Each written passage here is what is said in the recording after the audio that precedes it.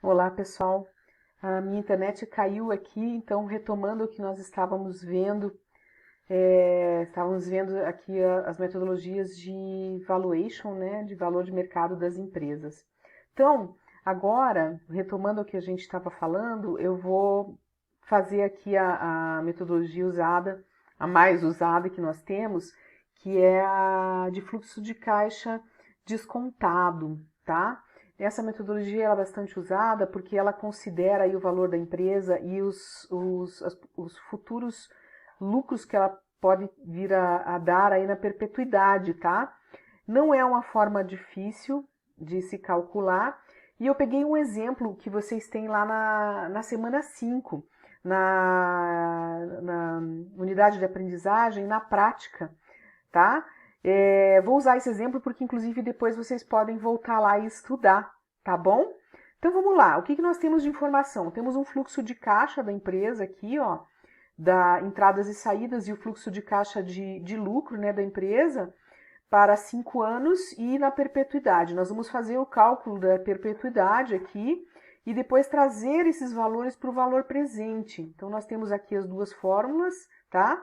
Como fazer aqui o cálculo do valor do fluxo da perpetuidade e depois como fazer aqui, a gente já fez esses cálculos, inclusive, né? De como trazer esses valores para o valor presente, tá? E através de fazer, daí fazendo esse cálculo, trazendo esse valor, esses valores para o valor presente, a gente consegue aí ter uma ideia de quanto a empresa pode valer aí numa possível negociação, tá? Então, o que nós temos além disso de informação lá nesse exemplo? Nós temos a taxa de crescimento na perpetuidade. Essa taxa, se vocês olharem lá, ela foi retirada considerando uma possível taxa Selic de 6% ao ano no futuro, tá? Essa taxa, gente, ela poderia ser qualquer outra taxa, tá? Determinada pelos empresários, né? Ou pelos interessados. Poderia, por exemplo, ser uma taxa referente à Bolsa de Valores, né?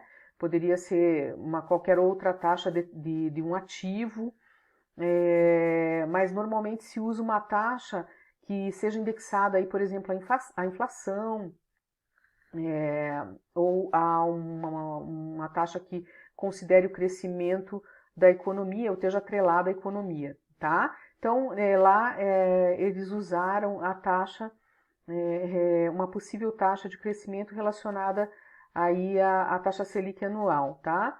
A taxa de juros aqui, ou a WACC, que seria a nossa TMA, né, a taxa mínima de atratividade, está considerada em 8%. Então, nós vamos usar essas informações e aí, o primeiro cálculo que nós vamos fazer nesse caso aqui seria trazer aqui o valor da perpetuidade além dos 5 anos de retorno aqui que a empresa vai dar, tá? Então, os especialistas, os economistas dizem que a partir de um determinado período para frente, quanto mais longínquo é esse tempo aqui, menor digamos, com a taxa de crescimento e perpetuidade, menor é o acréscimo de crescimento ao longo do período. Quanto mais longínquo é esse período, menor é a taxa de crescimento, tá? Então, por isso que se considera, então, o último ano aqui, e esse cálculo de perpetuidade é usado com esse último ano e a taxa de crescimento ao ano aqui, considerada pelos interessados, tá? Então, vamos usar aqui, o que nós vamos usar de informação, né? O fluxo de caixa de perpetuidade, então, se dá através do fluxo de caixa do último ano, que aqui no caso nós vamos pegar esse último valor considerado aqui, tá?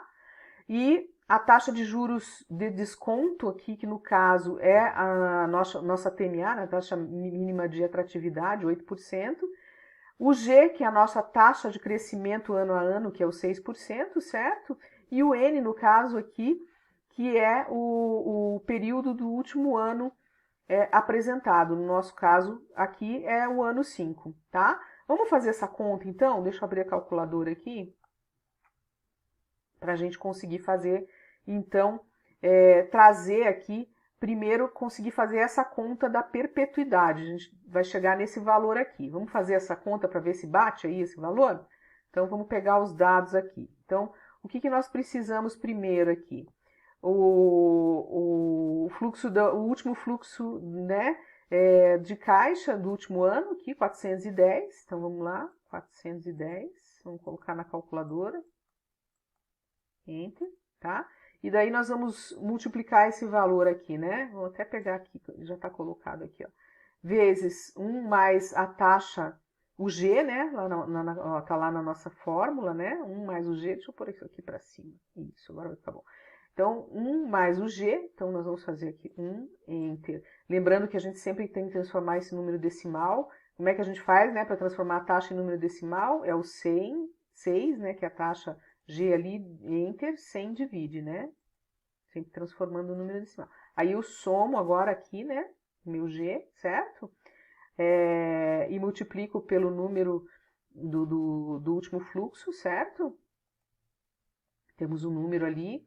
E agora nós temos que colocar a nossa TMA ou a nossa WACC ali, menos o G. Então é o 8, né? Não vou fazer de novo aquela conta de divisão da taxa, que é só dividir por 100, mas então nós já temos isso, né? 0,08 aqui, menos o nosso G, que é a taxa de crescimento anual, 0,06, menos, certo? E agora a gente vai dividir esse número de baixo pelo número de cima lá, e vamos ver se nós chegamos ao número que está aqui, 21.730. Então, já temos a taxa de perpetuidade. Para a gente saber o volume total futuro, então nós temos que pegar essa perpetuidade aqui e somar com os demais fluxos aqui, ó, tá? Para saber aí o nosso valor futuro da empresa. Vamos somar, então, esse 21.730 com os demais. Então, 410, né? Aqui. O 395. Opa, põe um zero a mais. 395 aqui. Aí temos ali o 385, certo? Temos o 370. E temos o 300, somando os últimos 5 anos ao valor da perpetuidade lá. 23.590. Vamos ver se bate. Opa! Vamos ver se bate com o valor da perpetuidade. 23.590 o total. Agora, minha gente, o que nós temos que fazer? Trazer todos esses valores para o valor presente, certo? Por quê? Porque é trazendo para o valor presente que a gente vai descobrir o valor atual da empresa. Porque tudo isso está no valor futuro, certo? Então, vamos começar a fazer essa conta? Vamos trazer todos esses valores para o valor presente. Nós temos aqui a fórmula do valor presente, né? Mas nós vamos usar o fluxo, vamos usar as funções financeiras da nossa HP, né? A gente já sabe usar, então vamos usar, né? Então, vamos lá. Vamos começar aqui pelo 300, que é o primeiro ano, né? Então, o que nós precisamos de informação para fazer essas contas, né? Vamos olhar aqui. A gente já tem o valor futuro de cada um dos períodos, né? E queremos chegar ao valor presente de cada um deles que está aqui embaixo, certo? Vamos ver como é que fica? Precisamos da informação do valor presente, nós vamos descobrir, certo? Nós precisamos da taxa, né? Nós precisamos da nossa taxa de atratividade aqui, que é o 8, certo? Então, vamos começar. 300... certo? CHS valor futuro, né? Esse é o nosso valor futuro da fórmula, né? Só que nós vamos usar as funções financeiras da HP. Então, 300 CHS-FV, tem que dar entrada negativa aqui para o número não sair negativo, tá? Aí nós temos o período, né? Que é o nosso N, nós precisamos do período, que é o N, certo? Onde que está o período? O 300 está no ano 1, então o período é 1, N1. E a taxa que é 8, que vai no I. E nós queremos o quê? O PV, então PV, certo? Vamos ver se está certo, 277 e 778, está certo. Vamos fazer aqui, está aqui embaixo, né? Esse valor aqui. Agora vamos fazer o segundo, 370, que é o valor futuro, certo?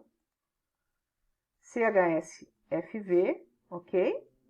Aí nós vamos, de novo, colocar o N, ele está no ano 2, né? Então, nosso N é o ano 2, e a taxa é a mesma, 8 no I. Vamos chamar o valor presente, 317.215. Vamos ver se está certo? 317.215, certíssimo. Já vamos somando aqui, né? Pronto, vamos chegar ao valor final lá. Agora vamos para o terceiro valor do terceiro ano, 385, certo? CHS, valor futuro, né? Período o nosso N, né? É 3, porque ele está no ano 3. Então, o nosso N é 3, a taxa ao ano é 8, certo? E aí nós vamos chamar o nosso valor presente, 305.625. Vamos conferir? Tá certinho, tá? Já vamos somando aqui, é só dar o mais, ó, tá? Vamos para o próximo? 395 é o valor do ano 4. 395, certo? CHS, valor futuro. Queremos saber o valor presente. Em que ano que ele está? Ele está no 4. Então, o nosso N será 4. E o I, que é a taxa, continua a mesma. Vamos chamar o valor presente, 290 é 336, 337 arredondando ali, ó, tá? Tá certinho.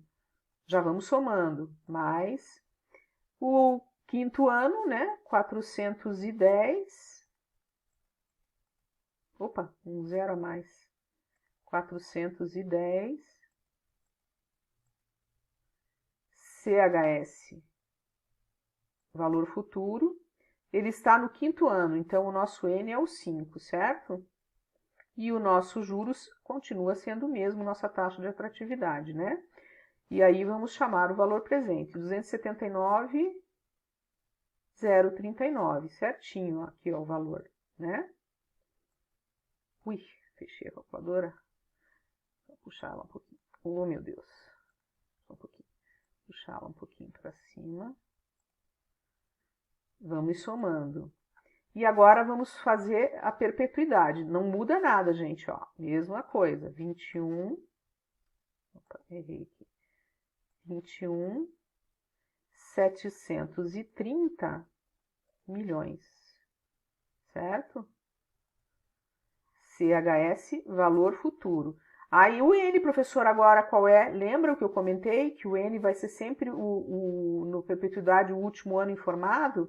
Então, temos aqui que o N agora é 5 na perpetuidade e a taxa de atratividade é sempre a mesma, 8. E vamos chamar o valor presente, 14.789. Vamos conferir para ver se está certo? Tá lá, ó. Tá? Aqui tem um arredondamento, né? E vamos somar. 16.259.067. Vamos ver se está certo? 16.259.067.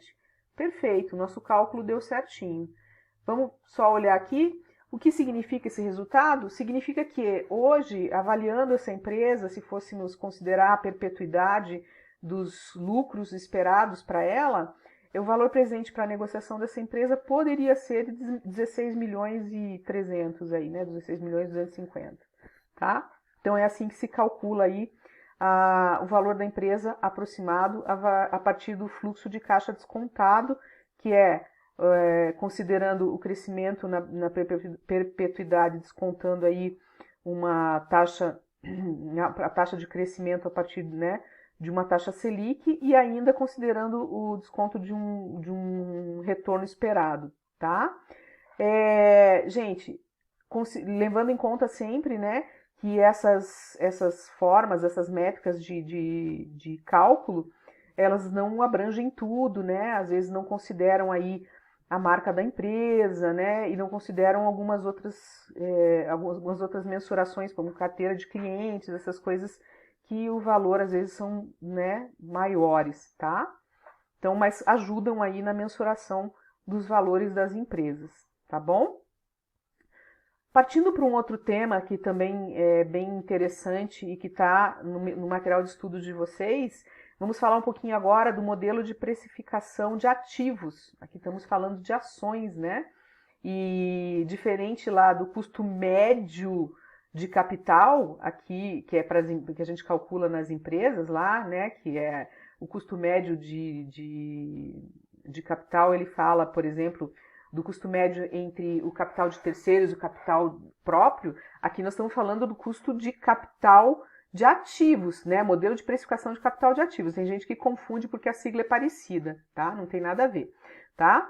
Então, o modelo de precificação de ativos é uma forma de você conseguir aí buscar calcular um equilíbrio entre o risco e a rentabilidade de um ativo no mercado, tá?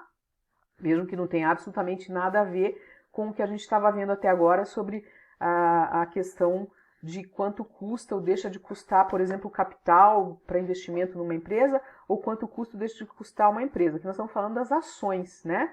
Então, é uma forma de você conseguir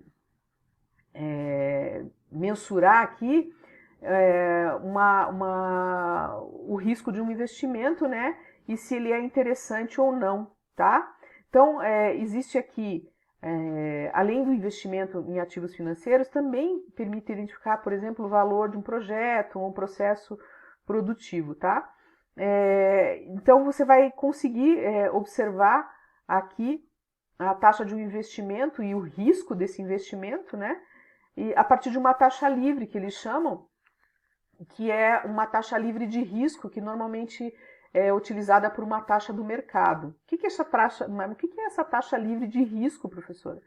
É assim, gente, por exemplo, assim como tinha lá nesse último exercício que a gente fez ali, uma mensuração de inflação a partir da taxa Selic, considerar uma taxa livre de risco é eu pegar uma aplicação mínima, por exemplo, e dizer, essa aplicação aqui não tem risco nenhum. Então, considerar que essa taxa mínima é o mínimo que eu teria para não correr risco nenhum, né? Essa é a taxa livre de risco. E geralmente o pessoal usa ou a taxa da poupança ou da Selic, tá? Para representar essa taxa mínima de retorno esperado, tá? E o modelo também utiliza aqui a rentabilidade do mercado para avaliar o retorno esperado. Vamos entender isso melhor pegando um exemplo prático, né? Por exemplo, um outro índice que é muito utilizado é o índice Bovespa no Brasil. Dependendo, né, do caso, que se seleciona um determinado período e se compara com o período do ativo, por exemplo, né? O ativo, quanto variou o ativo que você está observando e quanto que variou o índice Bovespa naquele mesmo período. Aí você compara dividindo o índice do ativo pelo índice da Bovespa e verifica qual foi essa variação. É o tal do índice beta, né? Que chamam de índice beta. Esse índice beta, a gente já vai entender, eu vou explicar para vocês como que ele vai te dizer qual é o risco do ativo, tá? Essa aqui é a fórmula utilizada para se analisar, então, o retorno, né, esperado, tá? Então, uma sigla, né, do retorno esperado, tá? O RF significa a taxa de juros livre de risco, que pode ser, como eu comentei, a Selic, a poupança ou a taxa de um determinado ativo, como renda fixa, um desses mais seguros. O beta, que é o que eu comentei agora, que é um índice que vai determinar o risco maior ou menor, né? E o RM, que é a taxa de remuneração do mercado, tá? Vamos ver um exemplo prático para entender melhor? Então, pegando aqui um exemplo em que considerando uma taxa Selic livre de risco de 6,5% ao ano, tá? E uma taxa de remuneração do mercado de 12% ao ano, tá? Se bem que hoje em dia, né, uma taxa de remuneração desse tamanho só se for por uma aplicação de alto risco, porque, né, as aplicações de baixo risco, médio risco estão muito inferiores a isso, tá? E um beta de 1,2 que foi informado, tá? Então, nós vamos pegar esses valores, né, e transferir aqui para nossa fórmula, tá? Lembrando que sempre que eu transfiro percentuais para uma fórmula, eu tenho que dividir por 100 e transformar isso em números decimais aqui, né? Então, coloquei aqui a minha taxa livre de risco, né? Conforme a fórmula, mais o meu beta, depois a minha taxa de retorno esperada, menos a minha taxa livre de risco, e vou chegar a um resultado de 0,13, tá? Lembrando que depois eu transformo isso em percentual novamente, tá? Ou seja, o retorno esperado para esse investimento que eu calculei aqui agora, deverá ser de 13,1 dentro das condições estabelecidas. Ou seja, o investimento é interessante já que ele apresenta um retorno superior à taxa livre de risco, o meu 6,5% ao ano, certo? E ele também ele apresenta uma taxa superior ao retorno esperado, né? A taxa de remuneração do mercado, perdão. A taxa de remuneração do mercado, que é de 12%. Porém, aqui é um fator bem importante. O beta, ele demonstra que o risco é maior, né? Que há um risco maior aqui a ser analisado, tá? Vamos ver o que significa esse beta, então. Vamos avaliar. Quando o beta ele é zero, ele não existe um risco no investimento, tá? Agora, quando os valores são maiores que zero, então a regra é a seguinte. Quando o beta ele é menor do que 1, o beta é menor do que 1, trata-se de um ativo de baixo risco, tá? Mas, por outro lado, apesar de ser um ativo de baixo risco, ele representa também menores ganhos. O potencial de ganho dele é inferior ao potencial apresentado pelo mercado. Então, nesse caso aqui, ó, por exemplo, se ele fosse, né, um ativo, a gente consideraria aqui o beta, né, aqui, que não seria de 1,2, seria menor. Então, ele seria, com certeza, um ativo que não estaria apresentando um número maior que 12%, que é o índice apresentado, médio apresentado pelo mercado. Já se o beta é igual a 1, né, exatamente igual a 1, trata-se de um ativo que está ali na mesma equivalência do mercado, ou seja, está tudo bem, ele apresenta uma equivalência com o mercado, né, nem mais nem menos, então igual, não está pagando nem mais nem menos que o mercado, tá? Agora, se o beta ele é maior do que 1, ele representa que o ativo ele é um ativo de alto risco, porém ele também paga acima do mercado. Aí então depende do perfil do investidor. Se ele é um investidor mais arrojado, se é um investidor que está acostumado com risco, se é um investidor que vai colocar dinheiro para investimento a longo prazo né, e tem aquela paciência de ver o dinheiro às vezes, né, ter queda alta, e geralmente são fundos que têm boa parte dos ativos investidos em ações, né, na bolsa, então tudo isso tem que ser analisado. Aí vocês podem me perguntar, mas professora, como é que eu calculo esse beta? No material de vocês tem o exemplo de como calcular o beta. O beta é muito simples de ser calculado porque é a variação do ativo divididos pela variação de um indicador do mercado. Então, como que se calcula isso? Eu vou observar a variação, por exemplo, de um dia para o outro do ativo que eu estou... Vamos supor, eu pego o valor das ações do Magazine Luiza e divido, né, e verifico a variação das ações do Magazine Luiza de um período para o outro, seja, por exemplo, de um dia para o outro, ou de um mês para o outro.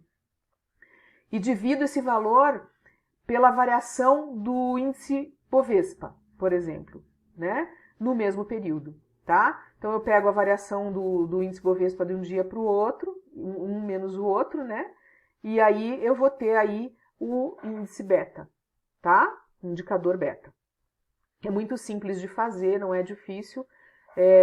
E vocês também têm aí na internet, se vocês colocarem, indicadores variados, né? Um dos mais conhecidos no mercado é o Bovespa, tem o índice Dow Jones, que é o mundial, tá? Mas é muito simples de fazer. Essa variação pode ser feita num período determinado, por exemplo, né? Como eu comentei, de um dia para o outro, de um mês para o outro, uma semana, 10 dias, é bem tranquilo. Bom, gente, o que eu tinha para passar para vocês era isso, tá? Espero que vocês tenham gostado. Qualquer dúvida, me procurem no Fale com a gente, no fórum. E nos vemos em breve num próximo encontro, provavelmente o próximo vai ser um encontro online, tá bom? Até a próxima, então, bons estudos!